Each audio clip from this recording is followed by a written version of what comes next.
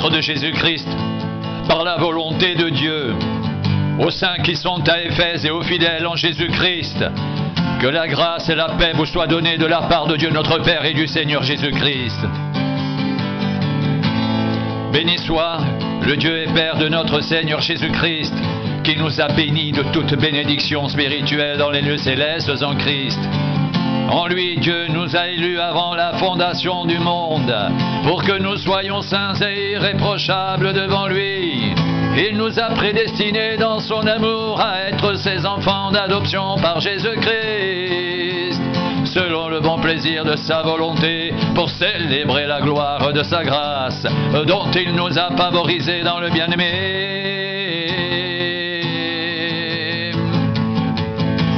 En lui,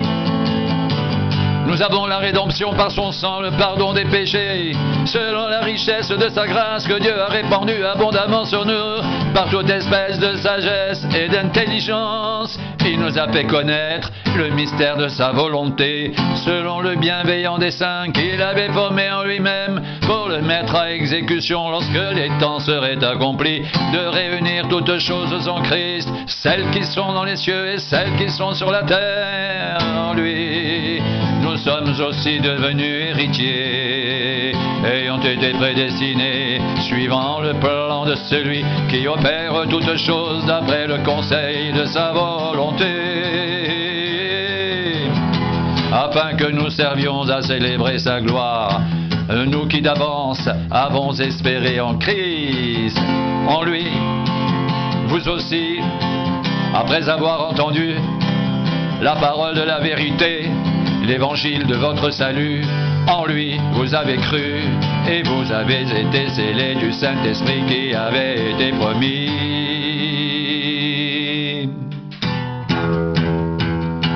Lequel est un gage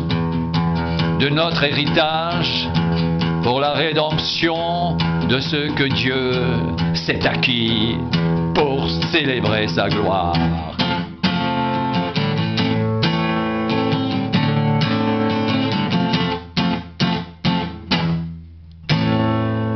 C'est pourquoi, et moi aussi, ayant entendu parler de votre foi au Seigneur Jésus et de votre amour pour tous les saints, je ne cesse de rendre grâce pour vous. Je fais mention de vous dans mes prières, afin que le Dieu de notre Seigneur Jésus-Christ, le Père de gloire, vous donne un esprit de sagesse et de révélation dans sa connaissance, qu'il illumine les yeux de votre cœur, pour que vous sachiez quelle est l'espérance qui s'attache à son appel,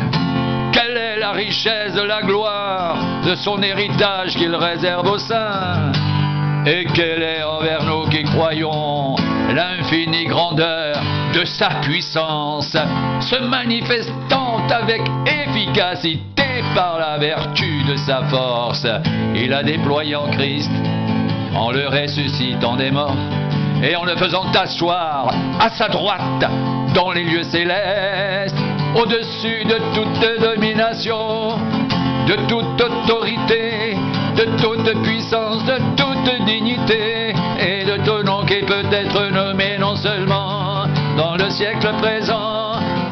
mais encore dans le siècle à venir. Il a tout mis sous ses pieds et l'a donné pour chef suprême à l'Église, qui est son corps, la plénitude de celui qui remplit tout en tous.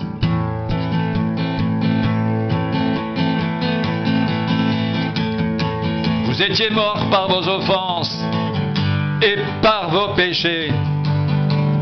dans lesquels vous marchiez autrefois, selon le train de ce monde, selon le prince de la puissance de l'air, de l'esprit qui agit maintenant dans les fils de la rébellion. Nous tous aussi, nous étions de leur nombre, et nous vivions autrefois selon les convoitises de notre chair, accomplissant les volontés de la chair et de nos pensées, et nous étions par nature des enfants de colère comme les autres.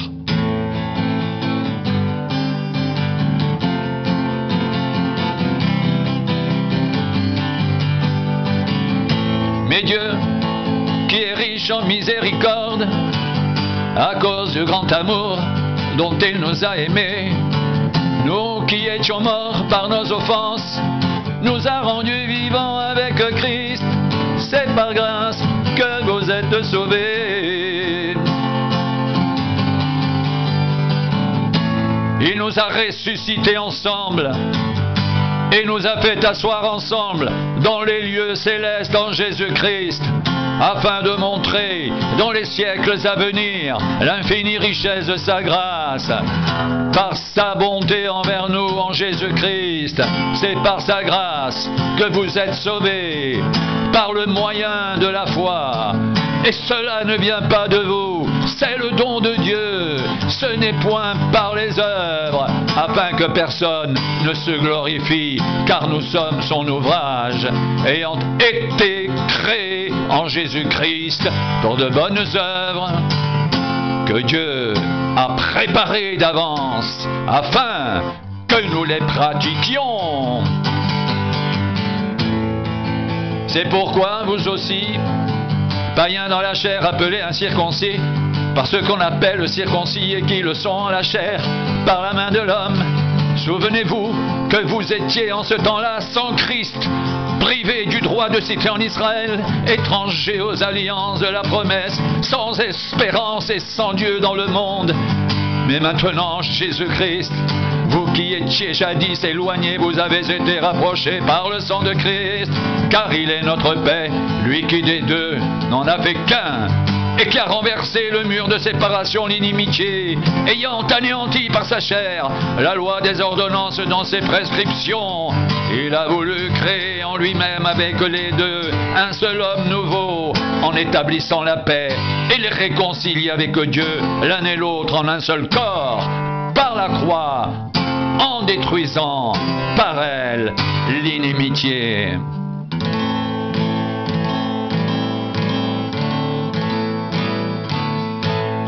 Il est venu annoncer la paix à vous qui étiez loin, et la paix à ceux qui étaient près, car par lui, les uns et les autres, nous avons accès auprès du Père dans un même esprit.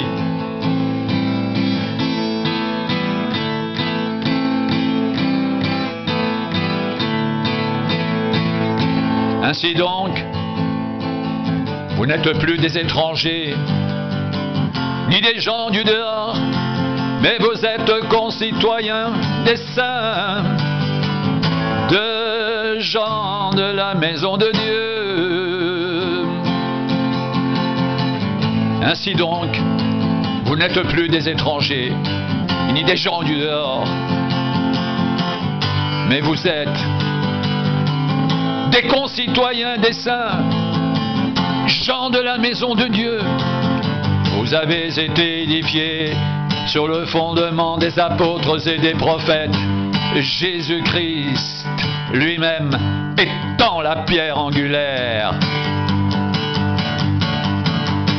En lui, tout l'édifice bien coordonné s'élève pour être un temple saint dans le Seigneur. En lui, vous êtes aussi édifiés pour être une habitation de Dieu en esprit.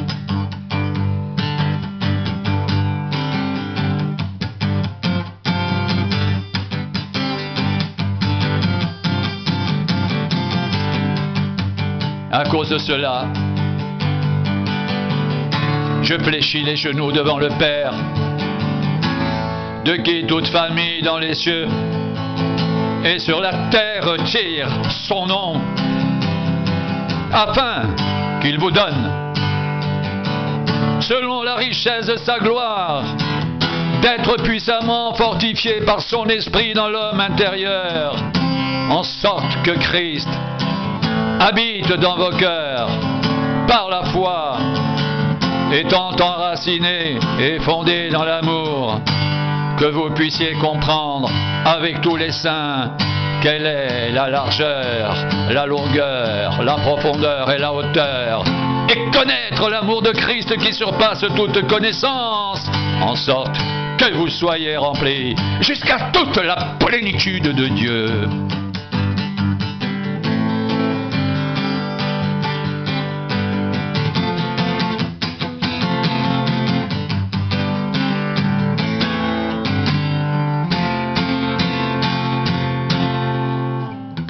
Or, à celui qui peut faire, par la puissance qui agit en nous, infiniment au-delà de tout ce que nous demandons ou pensons, à lui soit la gloire dans l'Église et en Jésus-Christ, dans toutes les générations, au siècle des siècles. Amen.